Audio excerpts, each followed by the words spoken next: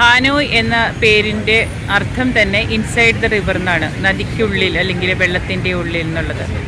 അത് ഈ ഒരു സിറ്റി വന്ന് കാണുമ്പോൾ നമുക്ക് എല്ലാവർക്കും മനസ്സിലാവും. ഇവിടെ എവിടെ നോക്കിയാലും വെള്ളമാണ്. വളരെ പ്രധാനപ്പെട്ട ടൂറിസ്റ്റ് സ്പോട്ടുകളെല്ലാം തന്നെ വെള്ളവുമായി ബന്ധപ്പെട്ടിട്ടുള്ളതാണ്. പ്രകൃതി തന്നെ ഒരുക്കിയിട്ടുള്ള അത്ഭുതങ്ങളാണ് ഇവിടുത്തെ പ്രധാന ടൂറിസ്റ്റ് ആകർഷണ കേന്ദ്രങ്ങൾ. അതേപോലെ തന്നെ ഇപ്പോൾ ഞാൻ ഇരിക്കുന്നതും ഹാനോയ് സിറ്റിയുടെ ഒരു പ്രധാനപ്പെട്ട സെൻറ്റർ ഓഫ് ദി ടൗൺ എന്ന് പറയാം. അതും ഒരു തടാകത്തിന് ചുറ്റുമാണ് ഇത് അറേഞ്ച് ചെയ്തിരിക്കുന്നത്. നല്ല ഭംഗിയുള്ള സ്ഥലമാണ്. ഇപ്പോൾ ഇവിടെ ഒരു ക്രിസ്മസ് വൈബാണ്. പല സ്ഥലങ്ങളിലും ക്രിസ്മസ് വേഷമൊക്കെ ധരിച്ച ആളുകൾ ക്രിസ്മസ് ആഘോഷിക്കാനായിട്ട് ഒരുങ്ങിയിരിക്കുന്ന ഒരു സ്ഥലമാണിത്. ഇവിടെ പ്രകൃതി നല്ല ഭംഗിയുള്ള, വളരെയധികം അനുഗ്രഹിച്ചിട്ടുള്ള ഒരു ഭൂപ്രകൃതി തന്നെയാണ് ഹാനോയുടേത്. അപ്പോൾ inside the river, Hanoi city.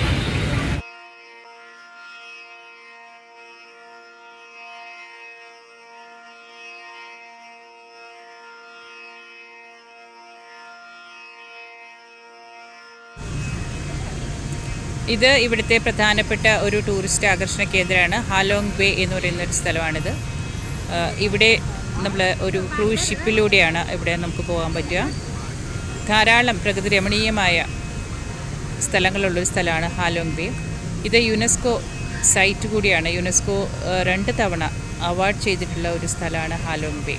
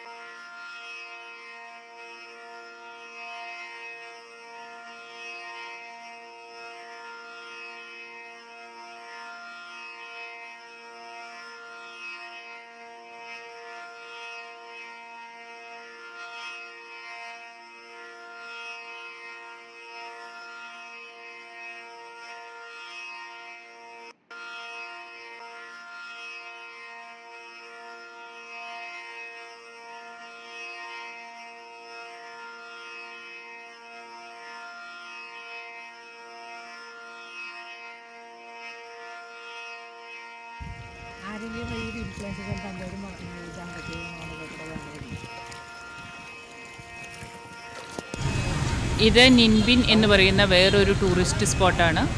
ഇവിടുത്തെ പ്രത്യേകത എന്ന് പറഞ്ഞാൽ കിലോമീറ്ററുകൾ നീളുന്ന വാട്ടർ തുരങ്കങ്ങൾ, വാട്ടർ കനാൽസ് എന്ന് പറയാം.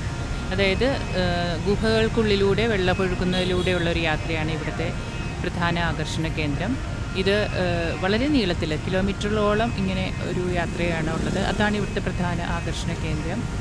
അപ്പോൾ ഈ ഒരു ഭൂപ്രകൃതിയാണ് വിയറ്റ്നാമീസ് പോരാളികൾക്ക്, അവർക്ക് പോരാടാനായിട്ട് ഒരുപാട് ഒളിത്താവളങ്ങളുണ്ടായിരുന്നു എന്ന് കേട്ടിട്ടുണ്ട്.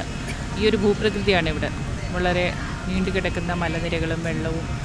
അപ്പോൾ ഇവിടെയുള്ളവർക്ക് മാത്രമേ ഇത് ഒരു പരിചയം അങ്ങനെയുള്ള മാത്രമേ ഇവിടെ എക്സ്പേർട്ട് ആയിട്ട് നിന്ന് ഫൈറ്റ് ചെയ്യാൻ പറ്റുള്ളൂ. അതാണ് ഇവിടുത്തെ പ്രത്യേകത.